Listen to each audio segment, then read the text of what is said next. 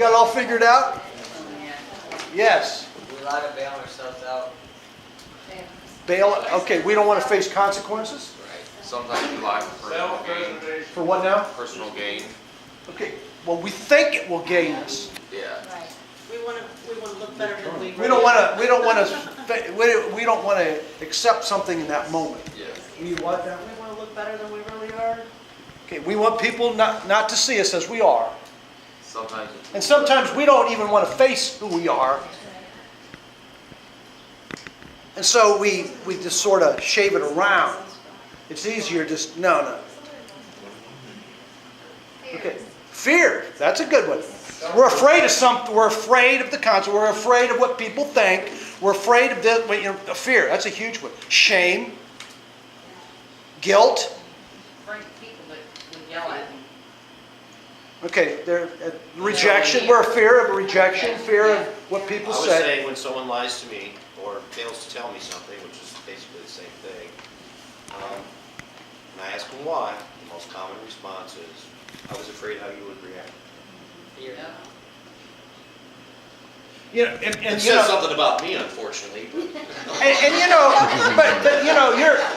I've run into this many different times. You know, people just tell me the truth. Well, when I do, then everything, all hell breaks loose, so to speak. Yeah. So you're teaching me that you can't handle it. So why should I do it? And so there's this dilemma. If we really want the truth, we need to swallow and pause. breathe. That's right. Don't we? I mean, we need to stand back. And do we? Okay. Any other reasons why? You know, our ego, Pride. our pride, our ego, right? We don't. Protection. Yeah, we think it protects us. Avoiding pain. Avoidance of things, pain and things. That's true. There is none of us. How many here could say, I see everything perfect? Anybody want to lie?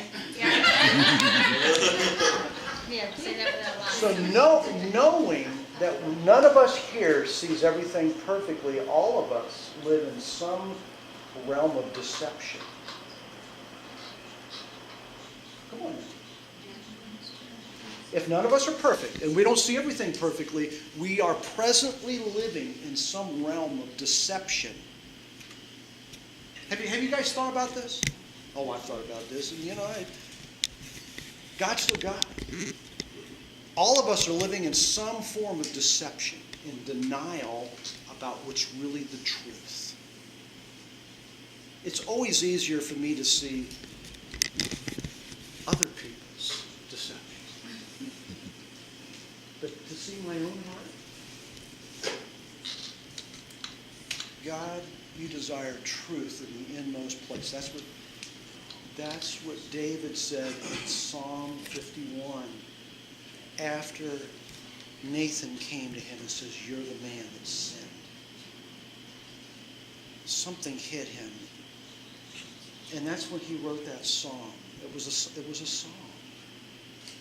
Create in me a clean heart, O God. Renew a right spirit within me. He says, God, you desire truth in the inmost place. So God, would you break through our deceptions? And there are deceptions within, not only in individuals, within certain families. There's like a cloud of deception that is easy to get in a certain family, or even people groups or churches or businesses. There's a certain realm of deception that, because everybody in that group thinks the same. And then when you see that group, you say, why did they do this? They think that yelling and screaming is normal. That's not the will. That's not it. But you know what I'm talking about. There's all of us live. That's a powerful thought. All of us live in something that we can do. Let's just say if we don't speak our honest convictions and feelings, what are we doing?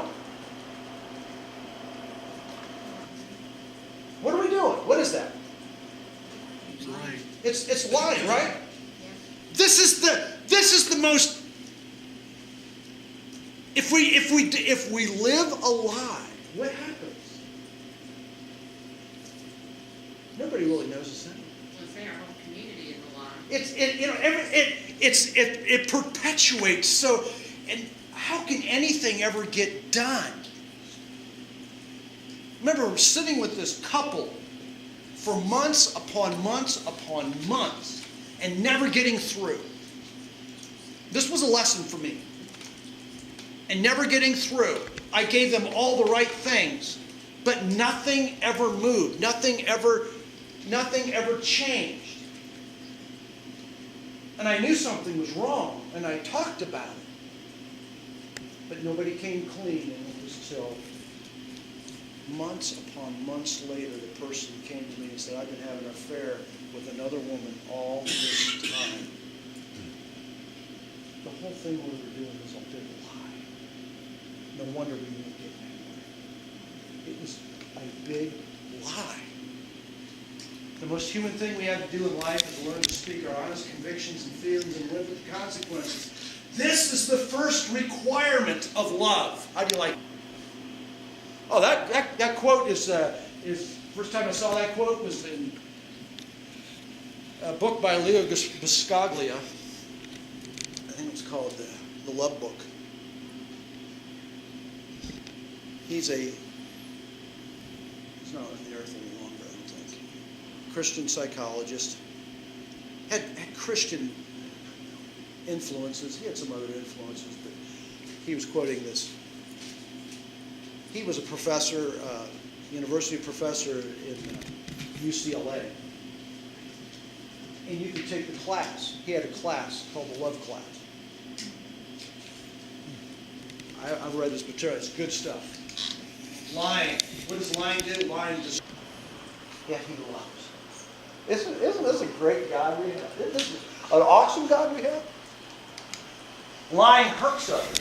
For many of us, when we lie, our intention is not to hurt anyone, but instead get ourselves out of a sticky situation. But lies do hurt.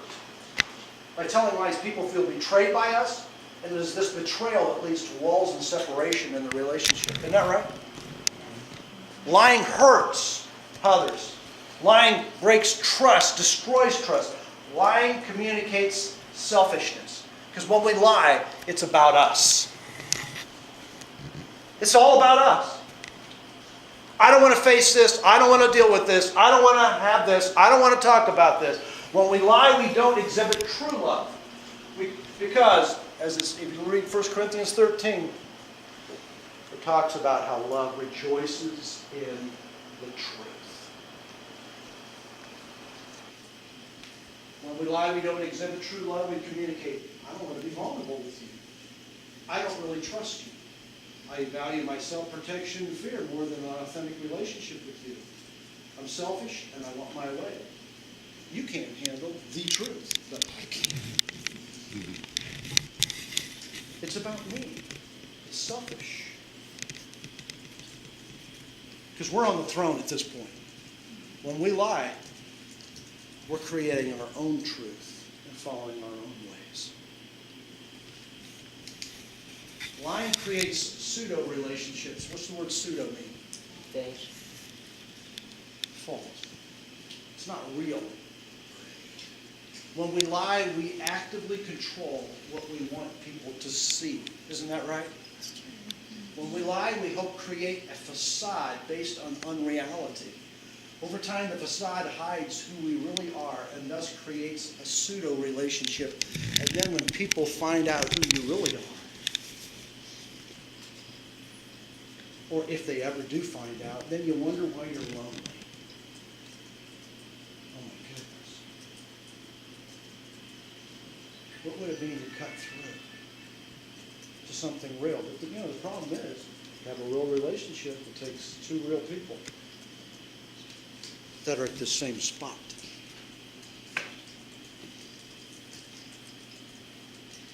And I don't see that a lot. When a church is at this spot together, God can move. God can know.